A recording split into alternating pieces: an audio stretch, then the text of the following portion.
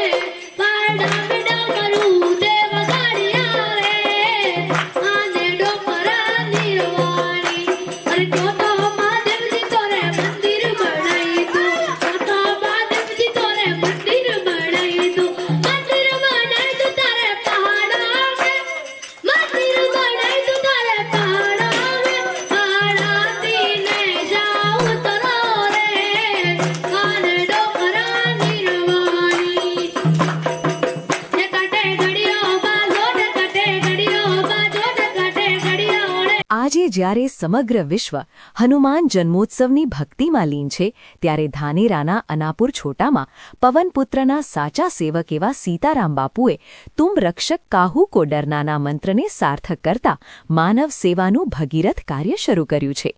આ આશ્રમના શુભારંભ પ્રસંગે કોઈ મોટા રાજકીય નેતાઓ નહીં, પણ ભગવાનના પ્રિય એવા દિવ્યાંગ બાળકો મુખ્ય મહેમાન બન્યા હતા। પાડોશી રાજ્ય રાજસ્થાનના મંડાર ખાતે કાર્યરત દિવ્યાંગ આશ્રમમાંથી અંદાજે 51 જેટલા બાળકો આજે ખાસ અહીં ઉપસ્થિત રહ્યા હતા।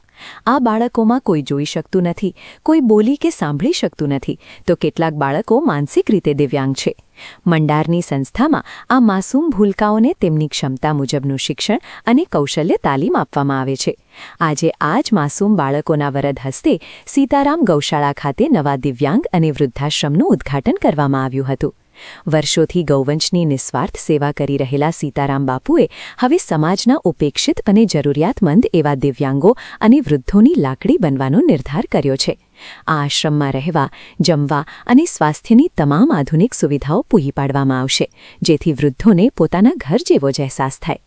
હનુમાન જયંતીના આ પવિત્ર દિવસે બાપુએ ગૌ સેવાની સાથે જનસેવાનો જે નવો પથ કંડાર્યો છે, તેની સમગ્ર પંથકમાં પ્રશંસા થઈ રહી છે।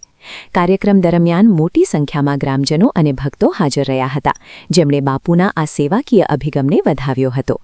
આ પ્રસંગે આયોજિત ભોજન પ્રસાદમાં પણ દિવ્યાંગ બાળકોને પ્રથમ પંગતમાં બેસાડીને આદરપૂર્વક જમાડવામાં આવ્યા હતા। ખરેખર આજના સમયમાં જ્યારે લોકો પોતાના પરિવારની જવાબદારીઓથી દૂર ભાગી રહ્યા છે, ત્યારે અનાપુર છોટાની ધરતી પરથી સેવાની આ નવી જ્યોત પ્રજ્વલિત થઈ છે। આજ શ્રી અખિલ હનુમાનજી મહારાજના જન્મ મહોત્સવ નિમિત્તે આપણે અહીંયા સીતારામ ગૌશાળાની અંદર એક પ્રભુ અખિલ હનુમાનજી મહારાજની કૃપાથી નવી સંસ્થાની આજ શરૂઆત કરી રહ્યા છે। ઓ સંસ્થાનું આજ મુહૂર્ત હતું।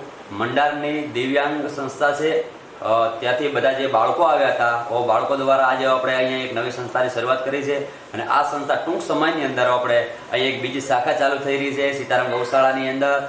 તો બધા જ ભાવિક ભક્તોને નમ્ર વિનંતી છે કે એકવાર અવશ્ય ને અવશ્ય આની અંદર જોડાજો અને અવશ્ય સેવાની અંદર અવશ્ય અહીં આવી અને ધ્યાન રાખજો।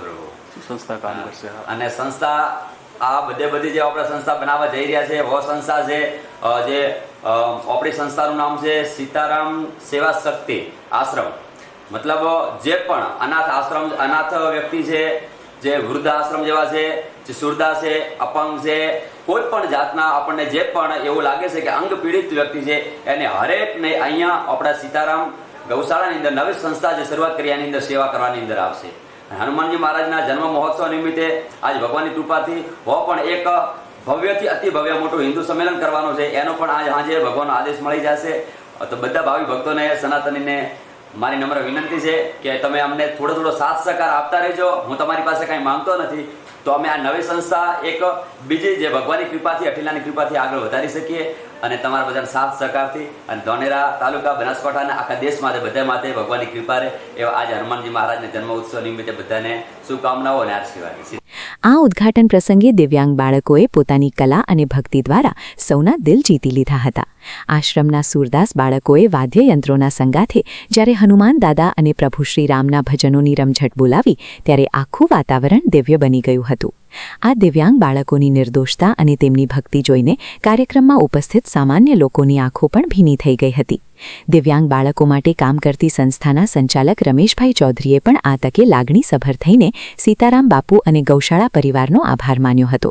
તેમણે જણાવ્યું કે દિવ્યાંગ બાળકોને જે માન સન્માન અને પ્લેટફોર્મ અહીં મળ્યું છે તેનાથી બાળકોમાં ભારે આનંદ જોવા મળી રહ્યો છે. આજે અનાપુર છોટાની અંદર સીતારામ ગૌશાળાની અંદર આપણે એક સરસ મજાનો આશ્રમ જે અનાથો માટે સંચાલિત છે એનું ઉદ્ઘાટન આજે કરેલું છે. અને એ ઉદ્ઘાટન આપણા મંડારની અંદર જે નિવાસી બાળકો છે આશ્રમની અંદર જે સાંભળતા બોલતા જે દેખાતું નથી મંદબુદ્ધિના બાળકો છે એના દ્વારા ઉદ્ઘાટન કરેલું છે. અને બહુ સારી રીતે બાપજીએ અહીંયા આગળ બાળકોને સાચવી અને એમના હાથથી ઉદ્ઘાટન કરેલું છે. તો આપણા ત્યાં આગળ અત્યારે 51 બાળકો છે અને એવા બાળકો છે બધાને વિશેષ આવશ્યકતાવાળા છે. એમને એક બાળકને બધું જોવું પડે છે અને બધું એ બાળકોને નિઃશુલ્ક શિક્ષણ પ્રશિક્ષણ એ બધી નિવાસની સુવિધા આપણે આપીએ છીએ અને ત્યાં આગળ બધા લોકોને સહયોગથી બધું સંચાલિત છે. અનાપુર છોટા સીતારામ ગૌશાળા ખાતે હનુમાન જયંતીની ઉજવણી માત્ર ધાર્મિક વિધિઓ પૂરતી સીમિત ન રહેતા એક જીવંત સેવા યજ્ઞમાં પરિવર્તિત થઈ હતી. ભક્તિ, સત્સંગ અને ભોજન પ્રસાદની સાથે શરૂ થયેલો આ દિવ્યાંગ વૃદ્ધાશ્રમ આગામી સમયમાં અનેક નિરાધારો માટે આશાનું કિરણ સાબિત થશે.